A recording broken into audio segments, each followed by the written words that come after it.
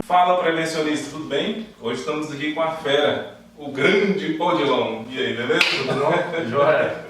Invadimos aqui a sede da Comportamento aqui em Curitiba. Aproveitei que vim palestrar aqui. E a gente já tinha batido papo anos atrás, como você pode ver aqui no e-card acima. Mas agora a gente vai conversar um pouco mais, aprofundar alguns conceitos. Mas antes de começar, deixa o homem se apresentar. E aí, Odilon, se apresenta pra galera. Olá, eu sou o Odilon, sou da empresa Comportamento, sou responsável hoje pela área de inteligência de negócio da empresa desde 2017. Né? Sou formado em psicologia, com pós em gestão de projetos, psicologia do trabalho, gestão de projeto, né? E aí em algumas outras MBAs agora em gestão da empresa e de operações, né? Show de bola. Então, o Odilon aqui, a empresa, como o próprio nome sugere, né, comportamento, psicologia do trabalho, ela é especializada nesses programas de área comportamental voltada à segurança do trabalho, que foi o foco da nossa entrevista, acho que uns 3 anos atrás, foi isso? 3 a 4 anos atrás já. Eu ainda era bem mais magro. Nossa, Então agora vamos seguir no mesmo assunto e o primeiro já, faca na caveira, é o seguinte. O que fazer para aumentar ou para que o técnico de segurança, o engenheiro de segurança, o gestor de segurança da empresa pode fazer para tentar provocar o aumento da maturidade da cultura de SST da empresa? Olha, o principal, né, é fazer um V0, é fazer uma medição, né, que consiga verificar, seja qual método você utilizar. A Comportamento ela tem utilizado o Hearts and Minds para uma série de escolhas técnicas e científicas e de aceitação de mercado. Mas você precisa verificar quais são as disciplinas que você, ou dimensões, né, que você está mais maduro e menos maduro. E aí fazer um plano de curto, médio e longo prazo para desenvolver os comportamentos esperados para cada ano. Então acho que esse é o foco mais estratégico. A gente percebe, assim, Nestor, que algumas empresas em geral, quando não tem um desenho dessa estratégia muito adequado, eles acabam sofrendo uma síndrome que a gente chama da bicicleta ergométrica, né? Pedala, não sai do lugar, ou mesmo começam na metralhadora giratória com um monte de ferramental, né? Lembrando que o ferramental não é um remédio, né? É o como se faz e para que se faz mais do que o que você faz, né? Então acho que essa é a principal saída. Primeiro, escolher um método que vocês entendam que seja um método adequado para fazer a medição da cultura. A partir daquele momento, definir quais são os comportamentos esperados, mas comportamentos organizacionais, né? Não do indivíduo em si. Porque senão a gente volta alguns anos atrás de um ato inseguro, na culpa sendo somente da pessoa que se machucou, que fez algo errado, que quebrou o procedimento. Então acho que esse é o caminho inicial. Bacana. E já que você já começou a falar dos comportamentos esperados, né, por parte da corporação e por parte do trabalhador, a gente vê que muitas vezes os profissionais da área de segurança, eles vão mais pelo caminho do não fazer, pelo caminho do que fazer. Então eles estão lá muito mais, às vezes, punindo comportamentos inadequados do que ensinando os comportamentos adequados. Será que realmente ficar punindo os inadequados ao invés de focar naquilo que deve ser feito, será que é realmente o melhor caminho? Você tem razão, né? As sanções elas existem e precisam ser de qualquer forma utilizadas dentro do sistema, mas elas não são as peças-chave do sistema, né? O problema, sabe, Nestor, que a gente tem notado é que o modelo de gestão tradicional baseado nas pirâmides ele tende a fazer nós sermos mais reativos. Porque na pirâmide só tem números que a gente não gosta de ver, né? Mesmo na base dela, que tem alguns lugares que você vê a base com comportamento seguro, mas isso é um equívoco. A base dela, a última foi lançada no ano de 2000, que a base são os desvios, né? Que é atos ou condições inseguras. Então, você está se referindo já à versão da Dupont? Já, da administração moderna de perdas, né? Então, se você pegar esse modelo, você vai ver que a empresa ela tendencia a fazer um registro de coisas ruins. Então, por exemplo, nós estávamos num cliente há 2 semanas atrás em que um dos gerentes discutiu com o gerente de segurança, discutiu de um bom jeito, né? Se ter um volume grande de quase acidente era bom ou ruim. E é uma pergunta difícil de responder, porque depende do nível cultural. Porque se você tem uma empresa que tem um nível cultural patológico, Você ter relatos de quase acidente é importante, mas o relato é importante. Agora, uma empresa que é o caso, que está com uma taxa geral, com e sem afastamento, abaixo de 1, ela teria que ter um volume de quase acidente registrado alto? Provavelmente não. E quando você vai para a pirâmide, a tendência é você estimular as pessoas a registrar. Então você está estimulando elas contarem coisas que não são boas que aconteceram. E esse é um caminho que, se a gente não cuidar, nós acabamos fazendo ele como padrão. Não, como eu disse, em alguns momentos você tem que incentivar o relato, o repórter, a cultura do repórter. Não é? De forma alguma isso está errado. Mas podem ver que na maior parte do tempo nós, ditos prevencionistas, passamos grande parte dele registrando e trabalhando em cima de informações reativas.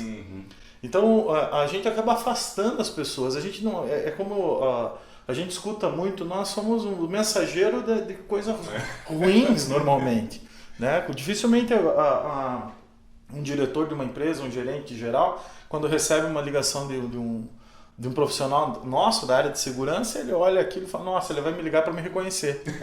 Né? Ele já acha que aconteceu alguma coisa errada. Aconteceu um acidente. Exatamente. Então, acho que a grande questão não é só a nossa formação como técnicos, também como os engenheiros, como psicólogos. Também é um modelo de gestão que ajuda a gente a mais facilmente trazer como um viés mais forte dentro de um conceito de regras de ouro, regras pela vida, a sanção. Né? Você pode ver que quando a gente fala de regras de ouro é praticamente um sinônimo de sanções, né? Mas tecnicamente regras de ouro teria que ser para motivar comportamento seguro. É verdade. E a forma como se implanta normalmente é uma nuvem cinza que se estabelece dentro da empresa quando vem nesse caminho.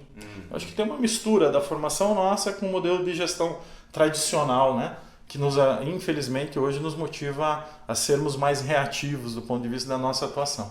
É verdade. E você que está mais ligado no mercado exterior do que eu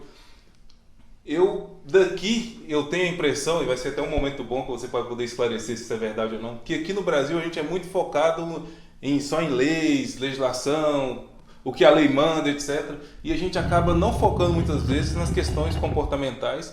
Estudando materiais em inglês, eu tenho a impressão de que lá fora, porque você tem uma legislação mais enxuta, menos volumosa, parece que lá eles se preocupam mais com comportamento do que com regra, ou estou errado? Na verdade você está certo. A gente tem uma confusão aqui no Brasil, um pouco até pela tradução, do que é segurança comportamental, sabe? Segurança comportamental ela é confundida com segurança de pessoas.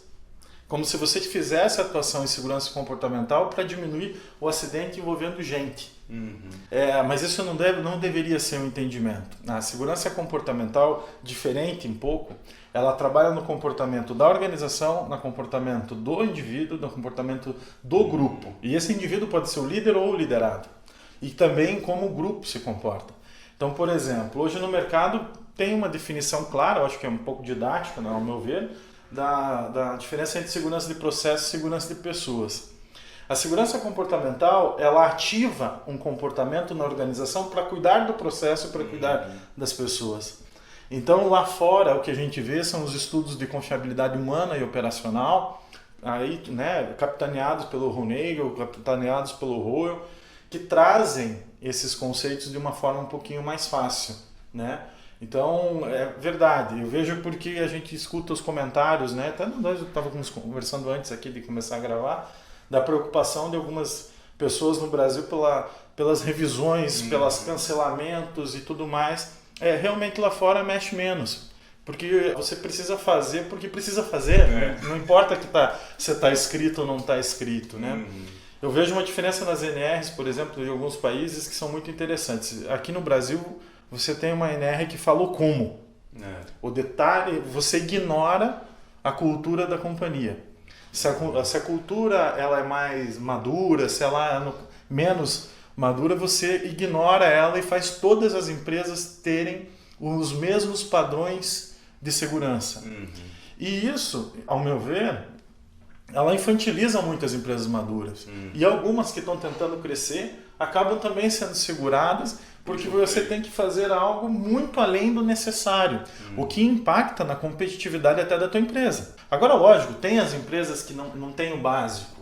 Então, nós teríamos, que a minha visão, de ser mais inteligentes na formatação do que seriam as nossas normas.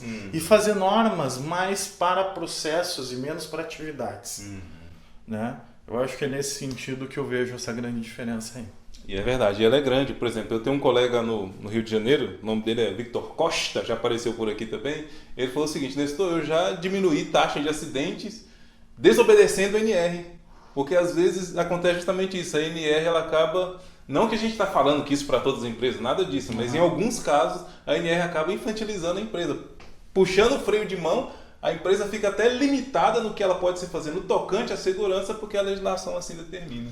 E acaba investindo, às vezes de forma errônea, mais verbas em situações que vão aproximar ela da lei, mas que não vão diminuir a probabilidade de ter eventos dentro da empresa.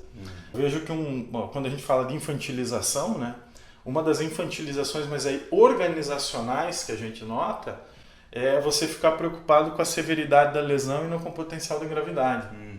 Então hoje você pega uma companhia que, se uma pessoa torce aqui, nós dois aqui conversando, de repente eu tenho uma torção no meu joelho e tenho que contar para o presidente da companhia porque afastou.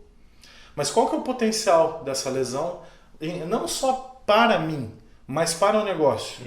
O que a empresa realmente poderia ter feito para não deixar que algumas ocorrências, né, tivessem acontecido que não afetam a capacidade dela de operar e que não, de forma alguma, trazem para algum risco para a empresa se ele descontinuar operacionalmente, mas porque é com afastamento, fala com o Papa, né? E enquanto isso, na área operacional, estamos lá nós dois trabalhando e eu sem o talabar que está preso, mas não acontece nada comigo, eu não caio. A visão da empresa para essa situação é de ufa, ou pois é, eu vou fazer uma abordagem lá para falar com ele, e a energia que se investe lá é menor do que a energia que se investe aqui.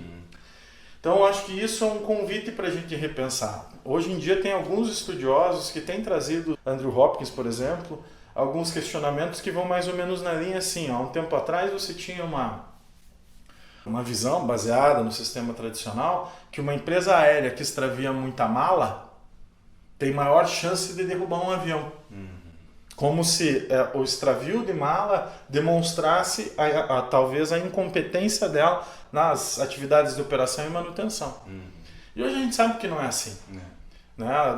Extraviar mala não é bom, de forma alguma. Vai afetar a imagem, vai. Mas ela pode ter um protocolo para cuidar disso mais frágil do que um protocolo para cuidar das operações que podem sim derrubar uma aeronave.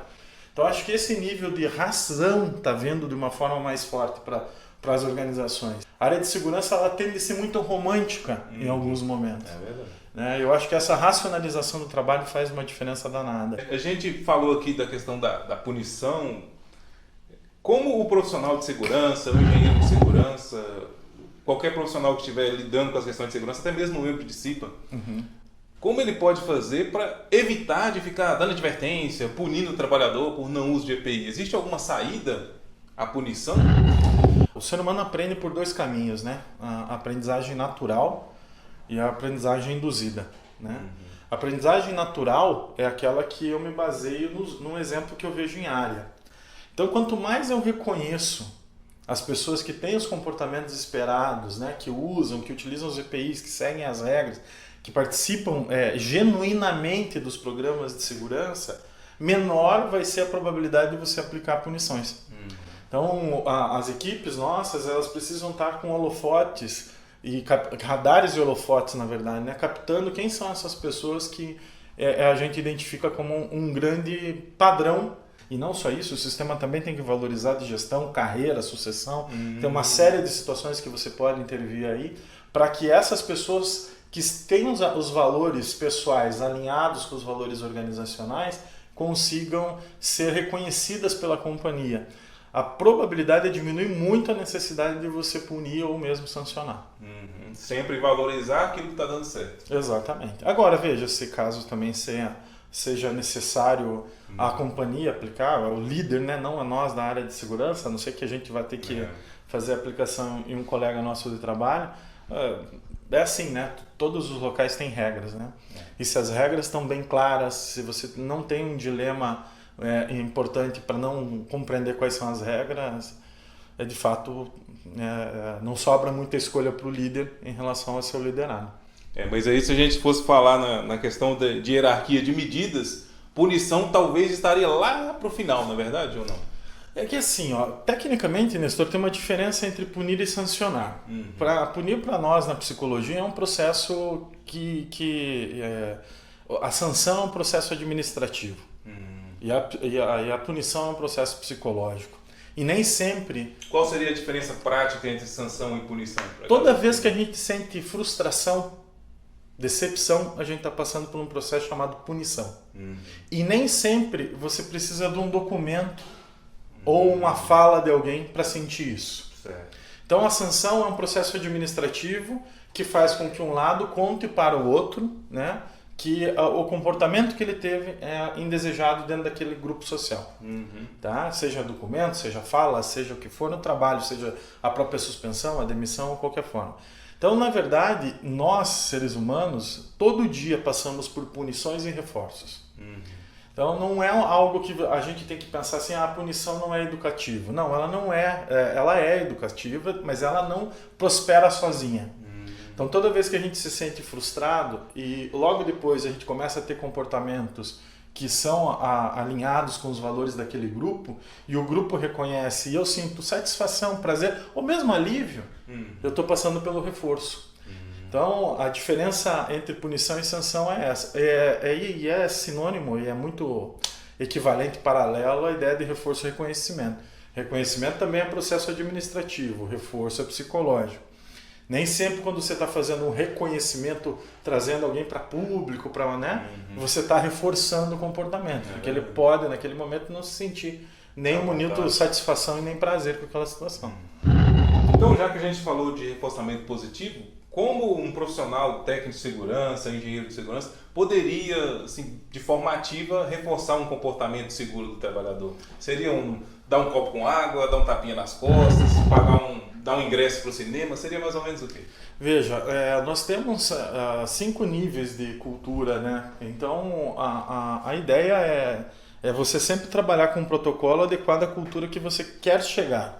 Então, se você está no nível patológico, você trazer brindes para a empresa vai ajudar as pessoas a entenderem que aquilo é um comportamento desejado. Porque assim, uma das coisas, não tem certo e errado, viu? Certo. Né? Essa é a questão que no passado falava, não dá para dar brinde, não dá para dar camiseta para ir para CIPAT.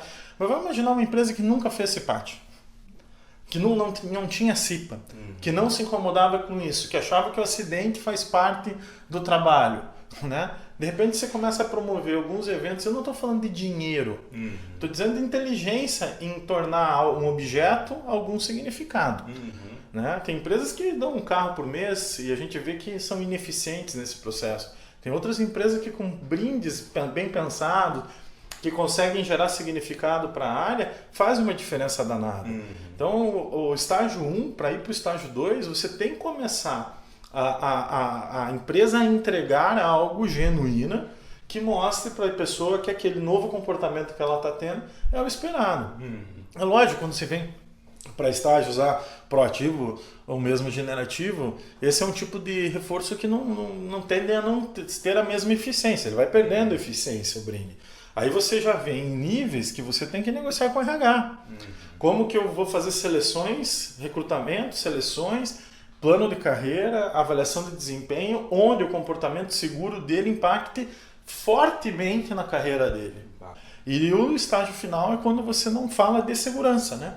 Você fala de eficiência operacional, de confiabilidade operacional e a contribuição dessas pessoas para o resultado do negócio.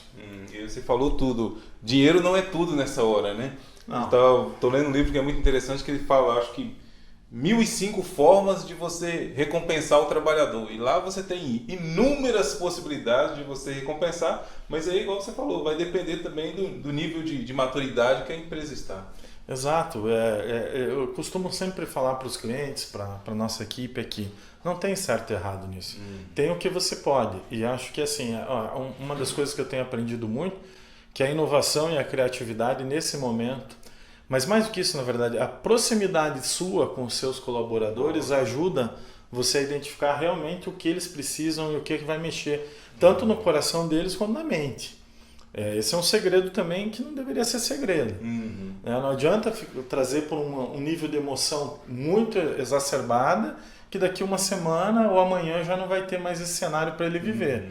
E também não adianta trazer um nível de racionalização tão elevado que ele não vai conseguir no outro dia ter aquilo acontecendo e ser reconhecido constantemente. Não pode ser um evento, né? Ela precisa ser uma rotina. Exatamente. O reconhecimento precisa ser no dia a dia. Tem o tapinha nas costas, tem o café. Né? A semana passada mesmo. Vamos tomar um cafezinho contigo agora, porque, poxa, isso que você fez foi muito legal. Pronto, né? Essa é a coisa do que a gente chama da rotina. Agora, precisa ter programa robusto, oficial, né, da companhia, que olhe, né, a cultura desejada e trabalhe em cima dela. Voltando ainda à questão do dinheiro, a gente vê que, dependendo do presente, do bônus e de como a empresa oferta isso, em alguns casos pode até servir de desincentivo, né? Vamos supor que você pega um setor lá que tem 30 trabalhadores e aí você propõe lá, não, comportamento seguro aqui, quem cumprir as regras tal, vai receber, por exemplo, uma moto. Chega ao ponto de um trabalhador ficar combatendo o outro e ficar com ciúme daquele que ganhou, né? Então, quer dizer, você pensou no presente para elevar comportamento, mas ao final você acaba tendo uma competição de fulano, não, mas quem devia ganhar devia ser eu e não ele. Né? Você acaba criando uma inimizade dentro do setor.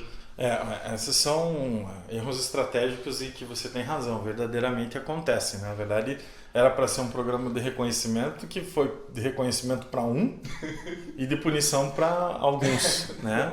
Tem que cuidar muito na estratégia que você vai utilizar para que a mensagem que seja passada ela transmita para todo mundo, né, a imparcialidade, a justiça. E uma dica que eu sempre dou, né, por que tem que ter o primeiro lugar quando a gente fala de segurança? Por que não, o pódio não pode ser grande, né? Que possa ter vários primeiros lugares. Por que os programas inibem que 2 atinjam o primeiro lugar, né? Acho que isso são coisas para nós refletirmos aqui um pouquinho, né? Porque qual é a vantagem de você ter um segundo lugar ou ficar discutindo, por exemplo, numa mesa quem vai ser o ganhador, se a gente pode ter ali 3, 4, 5 situações que poderiam estar lá, todas elas juntas, né? Acho que é um cuidado com as gincanas aqui quando o nosso tema é segurança, né? Se o ser humano entra no piloto automático, pelo menos 5 minutos a cada hora, né? Isso já é científico. O cara está fazendo uma atividade, de repente quanto mais rotineira é a atividade, mais ele se desliga fácil. Se ele entra no piloto automático, como evitar, né, os acidentes de trabalho trabalhando em cima de comportamento? Primeiro criar uma rotina de gerenciamento de risco que calibre a percepção, que torne a calibração da percepção de risco robusta e eficiente, né? Então hoje, por exemplo, o comportamento tem trabalhado muito forte com alguns processos como o DDS, a observação e abordagem, as análises de riscos, integrando permissão de trabalho, integrando tudo isso como um ativador de atenção concentrada.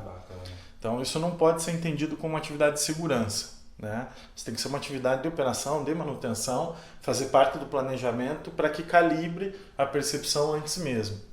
E nas atividades que a gente sabe que tem um determinado risco, que de repente ali pode ter ocorrências de maior potencial, você focar observações e abordagens andragógicas, conversa, bate-papo sobre gerenciamento de risco, alguns momentos que você entenda que o clima de repente não está favorável, não só o clima externo, o clima de trabalho também, você fazer algumas paradas, né? Por que não pode ter um DDS no meio do turno?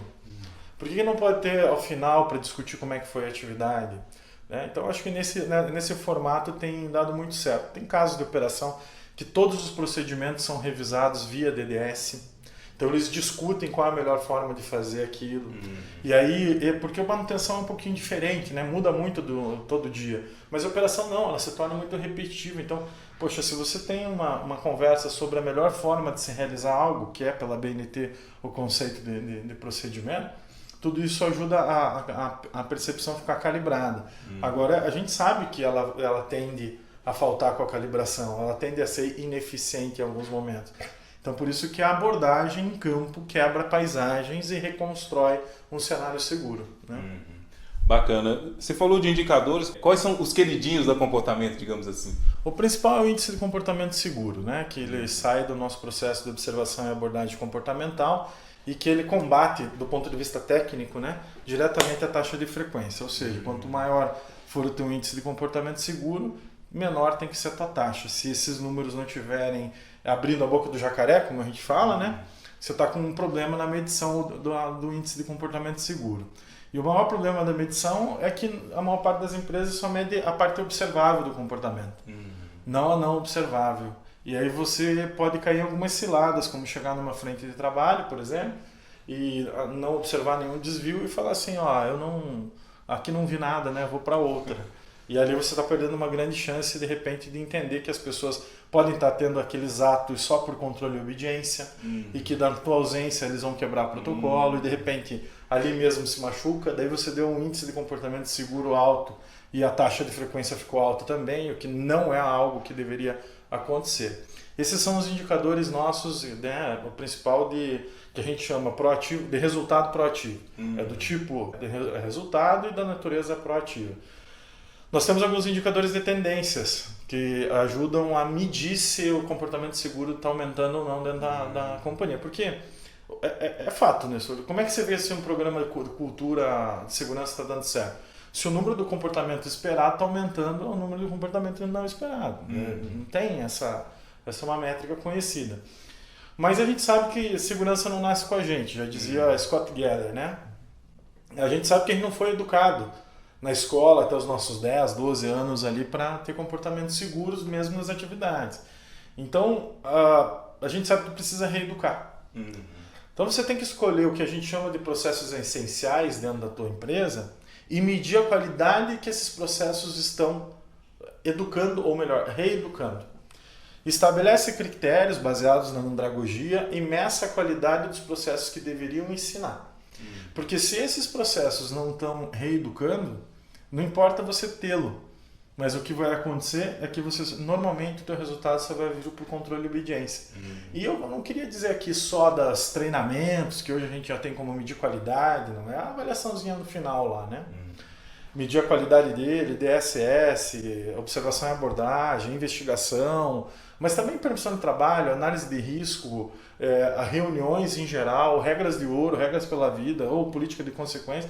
A Comportamento criou protocolos para que você tenha todos esses processos monitorados. Bacana. Porque hoje, se esses processos estiverem aumentando o grau de educação organizacional, é bem provável que cresça o ICS, que é o Índice de Comportamento Seguro, também o score da cultura de segurança e as taxas, tanto de severidade como de frequência, caiam.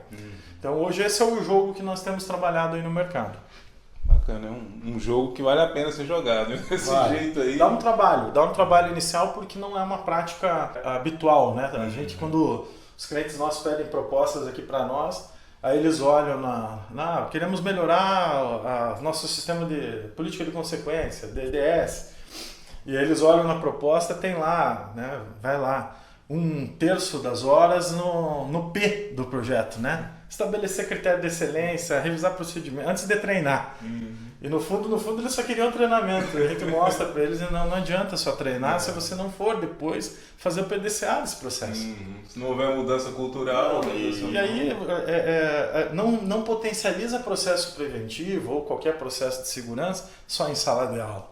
Você tem que dar estrutura para o processo, tem que dar robustez para ele. Porque depois a sala de aula fica mais fácil, o acompanhamento em campo para verificar o aprendizado fica mais, a gente chama fluido, liso, e aí você tem a transformação no processo, dando robustez para ele. Você só faz mudança cultural se tiver processo robusto. Senão vai depender do líder. Não, enquanto o Dilon está ali, acontece. Depois que ele sai, não acontece mais. O que qual é a leitura que a gente faz disso? Processo não robusto. Então o jogo é bom, ele dá trabalho e ele muda um pouco a ideia de eu preciso treinar.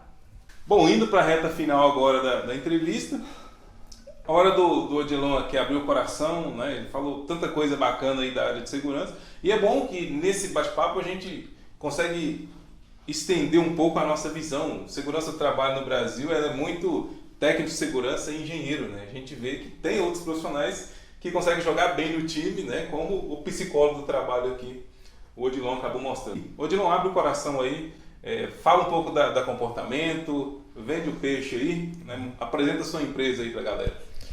Bom, a Comportamento está no mercado desde 97, né? Então já nós temos um tempinho de atuação. No mercado brasileiro, é uma empresa que nasceu aqui em Curitiba. O nosso fundador hoje, que é o diretor de operações, o Júlio, né? É meu par aqui, né? Eu faço a parte de BI e ele de operação. E o nosso verdadeiro, a gente teve com a equipe toda aqui semana passada, nós passamos de 3 a 4 vezes por ano fazendo o que a gente chama de reunião ou semana estratégica. Isso é uma prática antiga nossa, que tem melhorado porque a Comportamento hoje ela tem uma questão muito forte, que é o trabalho em cima do respaldo científico. Há um tempo atrás a gente colocou e inseriu, já há algum tempo atrás, como eu falei, o respaldo científico como um dos valores da empresa. E o que a gente percebe é que o respaldo científico faz uma diferença brutal no negócio nosso, né? A empresa ela cresceu muito, né? Antes todos nós aqui atuávamos na área de operação.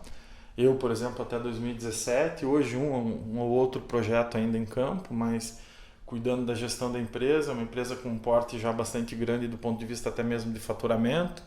Atuação fora do Brasil, né? Em outros continentes já, e isso crescente, né? E, de fato, o que a gente propicia é tentar trazer para dentro das empresas um legado de cultura preventiva, né?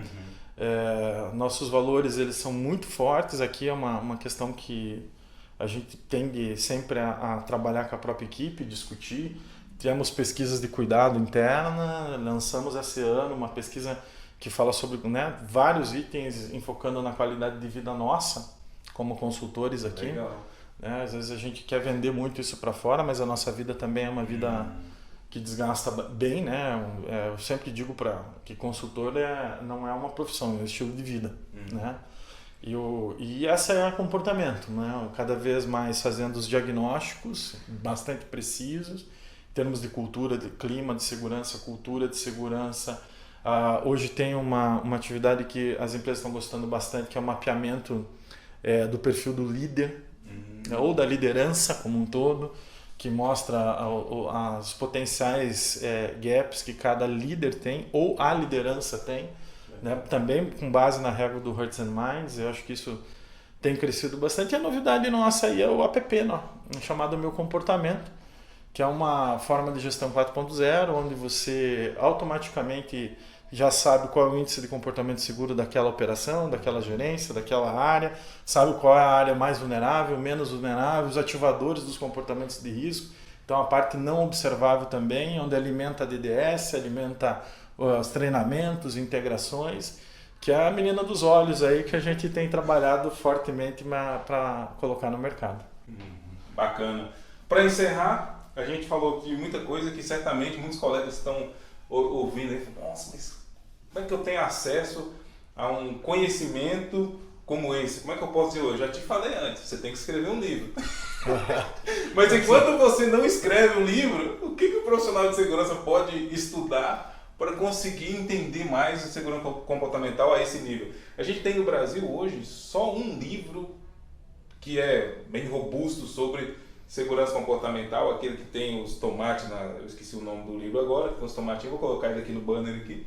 Mas a gente carece ainda de materiais para poder estudar. O que você sugeriria para a galera aí para poder estudar, seja em português ou em inglês, para poder elevar a própria consciência e preparo do profissional para ele começar a fazer, nem que seja pequenas intervenções dentro da empresa para ir melhorando? Olha, tem um livro sim, a Comportamento, inclusive na versão inicial colaborou, onde eu e o Júlio tivemos um capítulo, que foi da Juliana Bley, né? Ah, sim, também é muito bom. Da Juliana, ela produziu na época que ela era a nossa sócia aqui da Comportamento. Esse é um livro de conceitos que eu gosto muito, ela sabe disso, admiro muitas publicações dela. Nós temos no nosso site, né, comportamento.com.br, alguns artigos científicos e de opinião e as referências bibliográficas que nós utilizamos. Agora, você tem razão, a maior parte dos livros você não tem nem em português, né? O que nós fizemos nos últimos tempos, né? Nós estamos na 7ª turma de formação em segurança comportamental. São 12 módulos que nós criamos, que são os módulos que nós definimos como formação de qualquer consultor nosso aqui, né? Então, é uma maneira também de você conhecer. Lógico que através da visão da comportamento.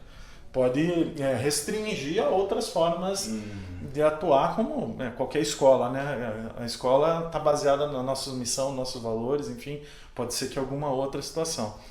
Essa formação está sendo bastante procurada, tem aumentado o número de participação, são 12 módulos, né? São um ano de processos, as empresas estão contratando para trazer para dentro das próprias companhias.